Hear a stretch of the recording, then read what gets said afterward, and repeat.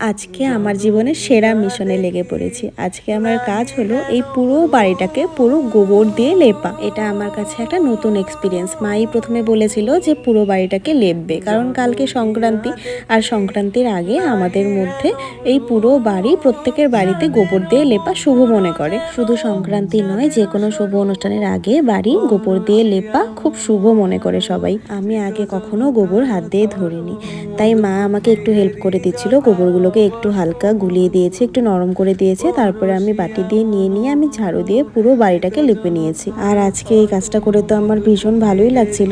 আমি মাকে আগে গিয়ে বলেছি যে না, তোমার করতে হবে না, আমি আজকে পুরো বাড়িটা লেপবো।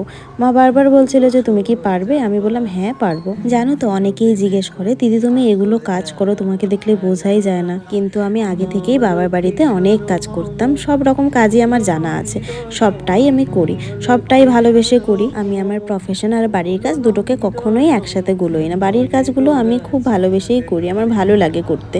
যেমন রান্না করা, ঘর মোছা, ঘর ঝাড়ু দেওয়া, এগুলো ভালো লাগে করতে। কথায় আছে না যে রাধে সে চুলো বাঁধে। হ্যাঁ, কিন্তু আগে হয়তো বিয়ের আগে এত কিছু করতাম না, করতে হতো না, টোটালটা মাই করে নিত।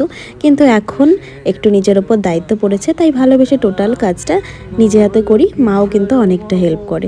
আজকে সকাল সকাল স্নান করার আগে এই পুরো উঠোনটাকে লেপে নিয়েছি, তারপর স্নান করে পুজো দিয়েছিলাম। কাল রাত পোহাতেই তো সংক্রান্তি। আগে ছোটবেলায় আগের দিন সংক্রান্তির আগের রাতে সারা রাত ধরে পিঠে বানানো হতো। তারপর সংক্রান্তির দিন মানে ভোরবেলায় স্নান না করে মা পিঠেই খেতে দিত না, তাই তাড়াতাড়ি করে আমরা ভাই বোনেরা সবাই তাড়াতাড়ি করে স্নান করে নিতাম, তারপর পিঠে খেতাম। আর আমার বাবা উঠোনের মাঝখানে অনেক বড় করে আগুন জ্বালাতো, কারণ সংক্রান্তির ভোরবেলায় এত শীত এত ঠান্ডা ছিল, সবাই পিঠে নিয়ে আগুনের চার কিনারে বসে বসে পিঠে খেতাম। এখন মনে হয় আগের দিনগুলোই অনেক বেশি ভালো ছিল। যাই হোক, জীবনের প্রত্যেকটা ধাপই আমাদেরকে এক এক করে পার করতে হবে। তোমাদের সাথে কথা বলতে বলতে দেখো আমার পুরো উঠোনটা কিন্তু একদম লেপা হয়ে গেছে। এই উঠোনটা লেপতে আমার অনেকক্ষণ সময় লেগেছে, প্রায় ঘন্টা দেড়েকের মতন। মা হলে হয়তো আধ ঘন্টার কম সময়ই হয়তো লেপে নিত।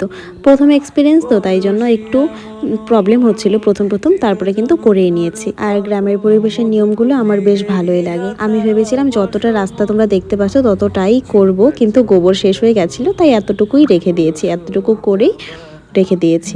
মা বলেছে এত আর করতে হবে না। এবার চলো তোমাদের পুরো বাড়িটা একবার দেখাই যে কিরকম হয়েছে।